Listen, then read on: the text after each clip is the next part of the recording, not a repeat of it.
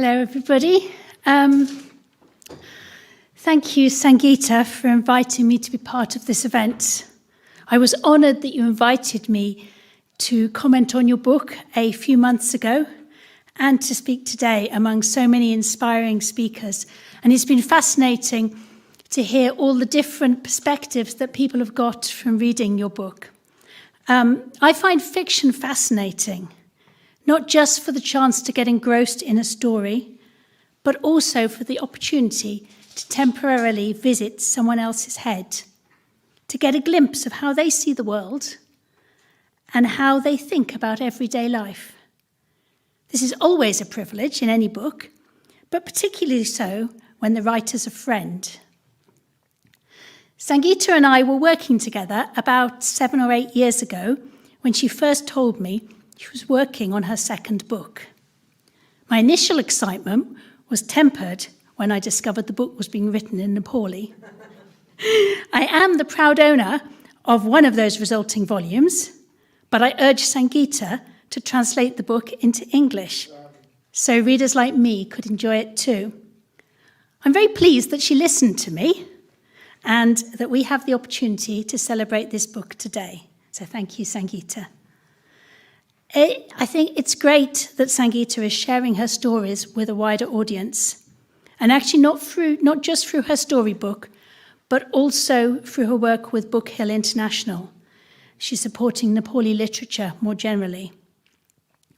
Those of you who know the book will have read that one of the stories in her book, Sangeeta explores some of what it means to be a citizen of a country and to be proud of where you come from.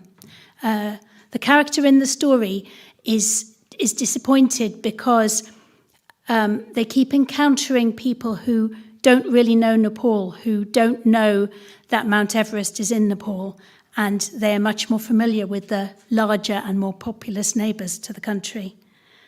With the work of Book Hill International and writers like Sangeeta, it's wonderful that Nepal has literary ambassadors, ensuring that Nepal's stories are told on a world stage, increasing awareness of the country's literary summits as well as its geographical ones. And this brings me back to that privileged window that fiction gives us in seeing a bit of the world as someone else sees it. As others have said, Sangeeta's life journey has seen her growing up in Nepal, studying in Australia and the UK, and then living, working and parenting in this country. Her journey, or Odyssey, brings to Sangeeta's writing an unusual and fascinating perspective on people's relationships with each other and with the places and situations they find themselves in. One that really struck me was, as a mother of teenagers as well, was the generational differences between parents and teens and how those differences you already get are exacerbated and increased by different cultural and societal expectations. I was also really struck by some of the little insight into the differences in dynamics when there's issues of disability and caste and expectations between friends and family members. Sangeeta's stories allow us to peek into other people's lives and empathise with their concerns. But then, in many of her stories, there's a twist in the tale. There's an invitation to challenge our assumptions and see situations differently. Thank you, Sangeeta, for sharing your stories, and congratulations on your book. I look forward to a follow-up event when you've translated your first book into English too.